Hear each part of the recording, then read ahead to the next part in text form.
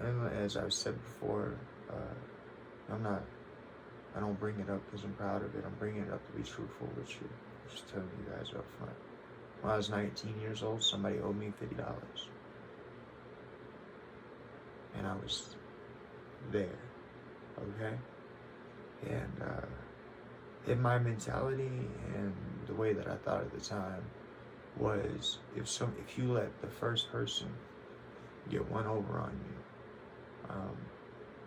the next one is just to follow. Now you a doormat. And I took my $50 in flesh. And not proud of it. I can't change it. I can't go back and change it. This is what started my looking. I've always been interested in spiritual things. I've always had God with me, but at this time, me and God were. It's not that we weren't talking. It's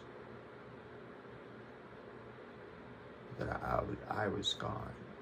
I don't know how to explain that, but that's.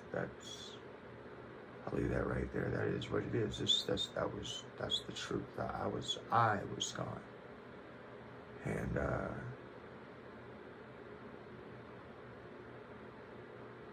all the way up to when I created my victim. Yeah.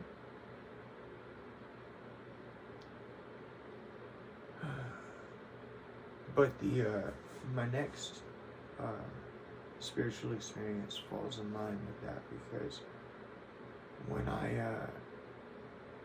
I was going through court and I was out on bail and whatnot, I was approached through that channel of communication, through that way of speaking to God. I was approached by a deity, and her name was Hecate. It is Hecate, and she talked some things out with me about my life and about where I was going, and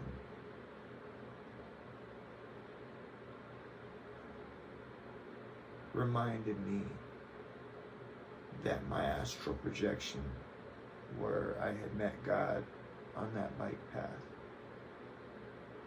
she reminded me that God had told me about my life back then, and I remembered when she brought it up to me that I hit my knees in a dream when I was astral projecting in that spiritual experience.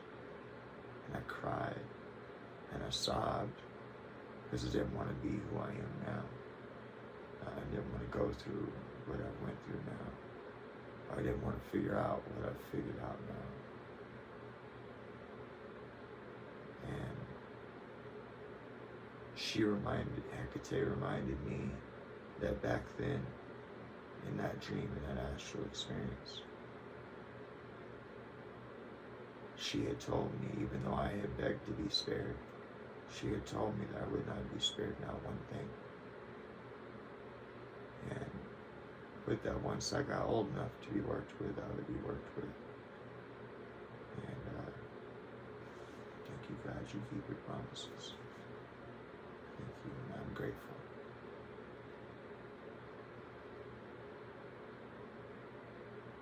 But just like the conversation with the veiled being, just like so many times that I would love to tell you about that I've had conversations with God. See, sometimes the conversations stay, sometimes the conversations get taken back.